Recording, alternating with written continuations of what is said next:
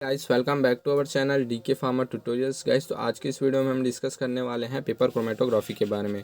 तो गाइस इससे पहले हमने थिन लेयर क्रोमेटोग्राफी को काफ़ी डिटेल से डिस्कस कर लिया है गाइस। तो अगर आपने वीडियो नहीं देखा है तो इसका लिंक हमने डिस्क्रिप्शन बॉक्स में दे दिया है, तो उसको आप वहाँ से देख सकते हो। तो गाइस आइए बिना देर के स्टार्ट करते हैं अपने टॉपिक को। तो गाइस पेपर क्रोमेटोग्राफी को हम देखते हैं। तो paper chromatography is defined as a technique in which the analysis of the unknown substance is carry out mainly by the flow of the solvent on a specially design filter paper. ठीक है, तो कि जैसे कि TLC में आपने देखा कि हम उसमें यूज़ कर रहे थे किसी भी टीएलसी प्लेट का किसी भी कंपाउंड के सेपरेशन के लिए। तो यहाँ पे हम स्पेशली डिज़ाइन यहाँ पे फिल्टर पेपर का यूज़ करते हैं जिसमें हम सॉल्वेंट को फ्लो कराते हैं। ठीक है, तो उसके थ्रू ही यहाँ पे किसी भी अननोन सब्सटेंस को वहाँ पे एनालिसिस किया जाता है, या उसको बोल सकते हो कि किसी भी कंपाउंड को उसको आइडेंटिफाई किया जाता है, उसको सेपरेट आउट किया जा सकते हैं। तो गाइस ये है पेपर क्रोमेटोग्राफी। तो पेपर क्रोमेटोग्राफी में हम पेपर का यूज़ करते हैं as a stationary phase, and हम जो टीएलसी देख रहे थे उसमें हम टीएलसी प्लेट का यूज़ करते हैं। It is the technique of the isolation, identification and quantitative determination of the organic and inorganic compound. ठीक, तो ये एक ऐसा टेक्निक है जिसमें हम किसी भी कंपाउंड को उसको आइसोलेट भी कर सकते हैं, उसको आइडेंटिफाई भी कर सकते हो, और उसकी क्वांटिटेटिव डिटर्मिनेशन भी कर सकते हैं किसी भी ऑर्गेनिक एंड इनऑर्गेनिक कंपाउंड का। It is discovered by the Martin and Synge in 1943। ठीक, तो इसको मार्टिन एंड सिंज ने 1943 में इसको डिस्कवर किया था हमारे पेपर क्रोमेटोग्राफी को। तो गाइस ये एमसीक्यूज वगैरह में पूछे जा सकते हैं कि पेपर क्रोमेटोग्राफी को कब और किसने जो है डिस्कवर किया था। तो आप इसको आसानी से बता सकते हो अगर आपने पढ़ा है इसको, Martin and Synge 1943। It is generally involve two phase.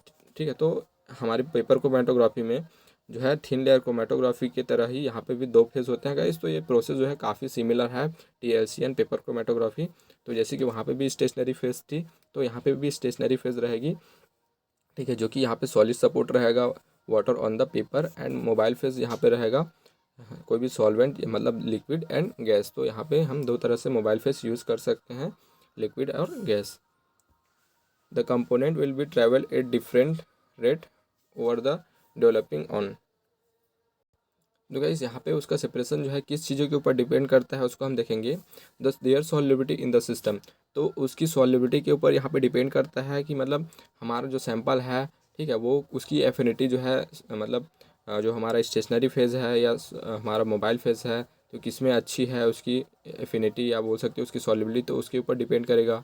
Generally the more soluble compound is in the solvent and the less is absorb on to the chromatographic paper. ठीक है, तो जो हमारा जो कंपाउंड जो है जो सॉल्यूबल रहेगा अगर सॉल्वेंट में, ठीक है, तो वो जो है लेस एब्जॉर्ब होगा क्रोमेटोग्राफिक पेपर में, and the faster it would be move with the solvent on the paper, hence the spot appear further up of the paper. ठीक है, तो अगर ये हमारे सॉल्वेंट में अगर इसकी सॉल्युबिलिटी अच्छी होगी या एफिनिटी अच्छी होगी तो वो पेपर के टॉप तक पहुंच जाते हैं उसके साथ मूव करके। तो गाइस आई होप सो समझ में आ गया होगा कि ये कौन सी किन किन किन चीज़ों के ऊपर बेस करता है। ठीक है, तो अगर वो उसमें जितना ज़्यादा सॉल्वेंट में सॉल्यूबल होगा वो उतना ही ज़्यादा वो मूव करेगा। ठीक है, जैसे कि टीएलसी में हुआ था कि वो जो है अगर मोबाइल फेस में अगर अच्छी उसकी एफिनिटी रहेगी तो वो उसके टॉप में पहुंच जाता है, और अगर स्टेशनरी फेस में उसकी एफिनिटी अच्छी रहेगी तो वो जो है वो स्लोली स्लोली मूव करता है, या बोल सकते हो कि उसमें मूव नहीं कर पाता। तो ये है इसका एक डायग्राम सिंपल सा। ठीक है, यहाँ पे इस तरह से जैसे कि आपने टीएलसी में फिल किया था सॉल्वेंट को, इसी तरह से आप इसमें भी करोगे। बस इसमें डिफरेंस ये है कि आप इसमें पेपर का यूज़ करते हो और उसमें आप यूज़ कर रहे थे टीएलसी प्लेट का। तो ऐसे अब हम देखते हैं टाइप ऑफ पेपर क्रोमेटोग्राफी। तो गैस यहाँ पे पेपर क्रोमेटोग्राफी को मेनली 5 टाइप से डिवाइड किया गया है। ठीक है, तो सबसे पहला आता है असेंडिंग पेपर क्रोमेटोग्राफी, सेकंड है डिसेंडिंग पेपर क्रोमेटोग्राफी, थर्ड है 2 डायमेंशनल पेपर क्रोमेटोग्राफी, फोर्थ है descending ascending paper chromatography, and last है रेडियल पेपर क्रोमेटोग्राफी। तो गैस ये है पेपर क्रोमेटोग्राफी के टाइप्स जिसको हम देखेंगे एक एक करके। तो सबसे पहला आता है हमारा असेंडिंग पेपर क्रोमेटोग्राफी। तो गैस ये है इसका डायग्राम। तो आप इसके नाम से इसको समझ गए होंगे कि इसमें असेंडिंग फिनोमिना के थ्रू किसी भी कंपाउंड का सेपरेशन होगा। तो गाइस ये हमारे टीएलसी की तरह ही होता है। तो ये है हमारा पेपर, ठीक है, जिसमें हम अपने सैंपल को एक्सपोर्ट करते हैं, या बोल सकते हो कि ये हमारा स्टेशनरी फेज होता है। तो हम इसको इस तरह से इसमें क्या करते हैं, इसको डेवलप करते हैं। ये हमारा सॉल्वेंट है, ठीक है, और ये एक कॉटन का थ्रेड है, एंड ये क्लिप है जिसके थ्रू ये इसमें लटकी होती है। ठीक, एंड ये हमारा फिल्टर पेपर है। ठीक है, तो सॉल्वेंट रन अब paper by the capillary actions. तो जो हमारा सॉल्वेंट जो है यहाँ पे रन करेगा इसके कैपिलरी एक्शंस के थ्रू। जिस तरह से आपने टीएलसी में देखा था कि जब आप उसको इसमें डेवलप करते हो तो वो अपने कैपिलरी एक्शंस के थ्रू यहाँ पे मूव करता है, तो उसी तरह से इसमें भी होगा। जब आपने सैंपल को अपने यहाँ पे एक्सपोर्ट किया देन ये मूव करेगा, देन ठीक है। अगर अपने मतलब फिर ये अपने एफिनिटी के अकॉर्डिंग जो है ये मूव करेगा, ठीक है। अगर ये सॉल्वेंट में ज़्यादा सॉल्यूबल रहेगा तो ये हाईएस्ट पॉइंट तक चले जाएगा, और अगर सॉल्यूबल हमारी ये स्टेशनरी फेज़ में रहेगा या उसकी एफिनिटी जो है स्टेशनरी फेज़ में रहेगी तो वो जो है स्लोली स्लोली मूव करेगा। तो गाइस ये है असेंडिंग पेपर क्रोमेटोग्राफी, ठीक है। मतलब इसमें मूवमेंट का डायरेक्शन जो है वो डाउन मतलब अपवर्ड होगा, ठीक है। जैसे कि आप हमने यहाँ पे एरो से इंडिकेट किया है, तो इस तरह से अपवर्ड डायरेक्शन में ये मूव करेगा और किसी भी कंपाउंड का यहाँ पे सेपरेशन होगा। सेकेंड आता है डिसेंडिंग पेपर क्रोमेटोग्राफी। तो गैस डिसेंडिंग पेपर क्रोमेटोग्राफी में सॉल्वेंट का मूवमेंट जो है वो डाउनवर्ड की तरफ होगा, ठीक है। Solvent running down by paper by both capillary action and the gravity, ठीक है। तो यहाँ पे दोनों चीज़ यहाँ पे वर्क करेगी, उसकी कैपिलरी एक्शंस भी एंड ग्रेविटी भी। एडवांटेज क्या है इस मेथड के? Good for the long piece of the paper thus better separation, ठीक। तो यहाँ पे हम लॉन्ग पीस ऑफ पेपर का यूज़ करते हैं, तो इस यहाँ पे सेपरेशन जो है काफ़ी अच्छी तरह से आपको देखने को मिलेगी। Added by the gravity thus faster, ठीक है। तो ये ग्रेविटी के कारण होती है, तो ये बहुत ज़्यादा फास्ट होती है। तो आप इसका डायग्राम यहाँ पे देख सकते हो कि किस तरह से इसका जो है इंस्ट्रूमेंटेशन होता है, या बोल सकते हो कि ये किस तरह से होता है। तो इसमें डायरेक्शन रहेगा सॉल्वेंट का, ये नीचे की तरफ रहेगा, ठीक है, क्योंकि यहाँ पे डिसेंडिंग पेपर क्रोमेटोग्राफी है। तो यहाँ पे एक सॉल्वेंट टैंक होती है, या बोल सकते हो टफ होती है जिसमें हमारा सॉल्वेंट होता है। देन यहाँ पे आप अपने सैंपल को एक्सपोर्ट करते हो, ठीक है। तो ये जो है अपने ग्रेविटी के थ्रू, या बोल सकते हो कैपिलरी एक्शंस के थ्रू, ये सॉल्वेंट जो है यहाँ मूव करता है, ठीक है। देन ये अपने अपने एफिनिटी के अकॉर्डिंग जो है वो मूव करेगा ये हमारा सैंपल, ठीक है। अगर इसकी एफिनिटी मोबाइल फेज़ में अच्छी रहेगी तो ये जो है इसके नीचे तक आ जाएगा, और स्टेशनरी फेज़ में एफिनिटी अच्छी रहेगी तो ये जो है मतलब स्लोली स्लोली मूव करेगा।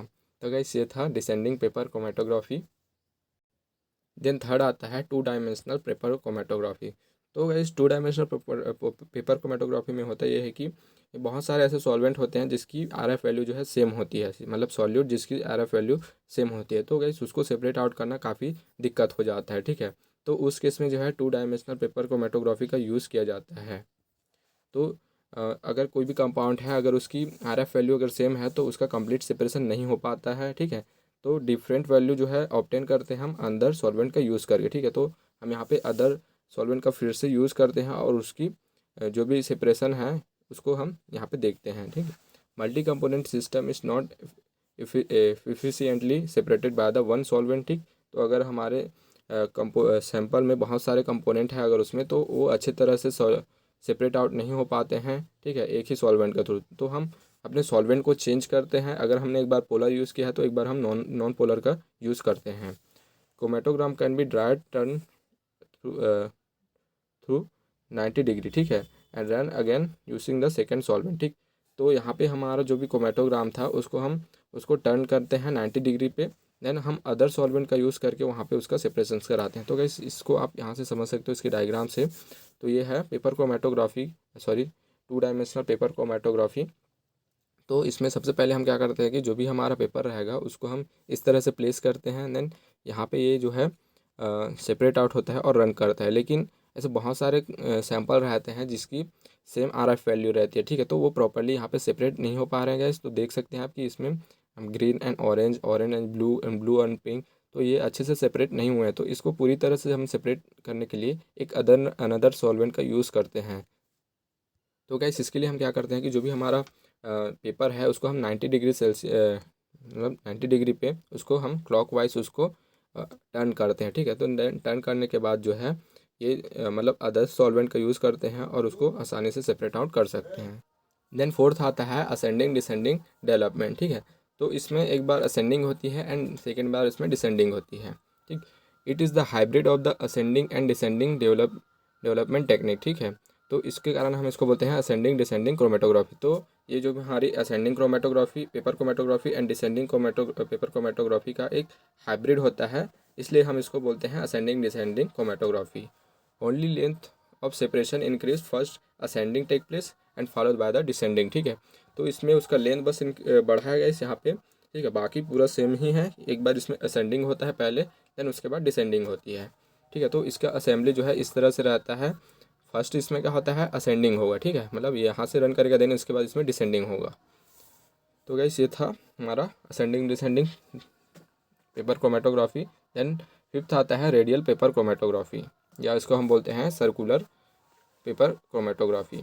A circular filter paper is taken and the sample is deposit at the centre of the paper. तो हम इसको डायग्राम से समझते हैं। तो गाइस ये हमारा एक पेपर है जिसमें हम इसके सेंटर पे अपने सैंपल को यहाँ पे स्पोर्ट कर देते हैं। After drawing the sport the filter paper is tied horizontal on the petri dish containing the solvent. ठीक है, तो जब हमारा ये पेपर जो है वो ड्राई हो जाता है तो उसके बाद हम उसको हॉरिजॉन्टली उसको हम टाई करते हैं पेट्री डिश में जिसमें सॉल्वेंट रहती है, so that the wicks of the paper is dip in the solvent. ठीक, ताकि जो भी इसमें विक्स लगी होती है जिसके थ्रू जो सॉल्वेंट है इसमें आता है। ठीक है, the solvent rise through the wicks and the component are separated concentric ring. ठीक, तो यहाँ पे जो भी यहाँ पे विस्क लगी होती है उसके थ्रू जो है हमारा जो सैंपल है इसमें राइस अप होता है एंड कंपोनेंट जो है यहाँ पे सेपरेट होता है उसके कंसेंट्रिक रिंग में। ठीक है, तो ये जो है देख सकते हैं गाइस, यहाँ पे हमारा सैंपल है तो वो जो है यहाँ पे एक कंसेंट्रिक रिंग बना है, तो उस पर ही हमारा जो सॉल्वेंट है सॉल्यूट है वो सेपरेट आउट होगा, या जो भी हमारा कंपोनेंट है वो सेपरेट आउट होता है। तो एक कंसेंट्रिक रिंग यहाँ पे फॉर्म होती है। ठीक है, तो उसको हम मेज़र करके हम पता लगाते हैं कि हमारा जो कंपाउंड कौन सा प्रेजेंट है। ठीक है, या इसमें कितने कंपोनेंट थे, तो उसके थ्रू यहाँ पे पता लगाया जाता है। तो गाइस ये है सर्कुलर पेपर क्रोमेटोग्राफी या रेडियल पेपर क्रोमेटोग्राफी। तो गाइस अब हम देखते हैं principle of the paper chromatography. The principle of separation is mainly partition rather than the absorption. ठीक है, तो यहाँ पे गाइस इसका प्रिंसिपल है वो पार्टीशन है। ठीक, the cellular layer is a filter paper contain moisture which act as the stationary phase and organic solvent buffer are the used as the mobile phase. ठीक, तो यहाँ पे जो भी सेल्यूलर लेयर से बनी आप जो फिल्टर पेपर का यूज़ करते हो, ठीक है, अगर उसमें मॉइस्ट होता है थोड़ा बहुत जो कि स्टेशनरी फेज के जैसे वर्क करता है। ठीक है, यहाँ पे हम ऑर्गेनिक सॉल्वेंट या बफर का यूज़ करते हैं एज अ मोबाइल फेज। तो गाइस ये है इसका प्रिंसिपल कि ये पार्टीशन के प्रिंसिपल के ऊपर बेस करता है।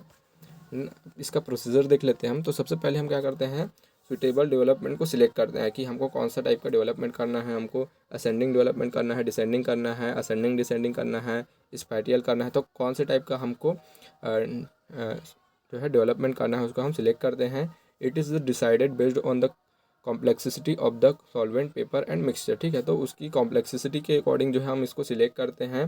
जो भी आपका पेपर रहेगा सॉल्वेंट रहेगा तो उसके अकॉर्डिंग हम इसको सिलेक्ट करते हैं। देन सेकेंड होता है selecting suitable filter paper. Then हम सुटेबल फिल्टर पेपर का सिलेक्ट करते हैं बेस्ड ऑन द उसके पोर साइज के ऊपर। ठीक है, और सैम्पल क्वालिटी, तो उसके सैम्पल एंड पोर साइज के अकॉर्डिंग जो है हम उसको सिलेक्ट करते हैं कि हमको कौन से टाइप का फिल्टर पेपर यूज़ करना है। एंड थर्ड है प्रिपरेशन ऑफ द सैम्पल। ठीक है, तो सैंपल को प्रिपेयर करने के लिए आप क्या करोगे, जो भी आपका सैंपल रहेगा उसको आप डिसॉल्व करेंगे किसी भी सुटेबल सॉल्वेंट में। तो ये थर्ड स्टेप हो गया। देन फोर्थ स्टेप हो गया sport the sample on the filter paper. ठीक, तो आप कैसे स्पोर्ट करते हो, तो आप क्या करते हो गाइस, एक आप कैपिलरी ट्यूब लेते हो, तो उस कैपिलरी ट्यूब के थ्रू आप जो भी आपको स्पोर्ट करना है उसके प्रॉपर पोजीशन में करते हो ताकि वहाँ से उसका सेपरेशन जो है वो आसानी से हो। देन फिफ्थ आता है क्रोमेटोग्राम डेवलपमेंट। तो जो भी आपने उसमें सैंपल जो है स्पोर्ट किया है उसको ड्राई करोगे। देन ड्राई करने के बाद उसको आप इमर्स करते हो मोबाइल फेस में।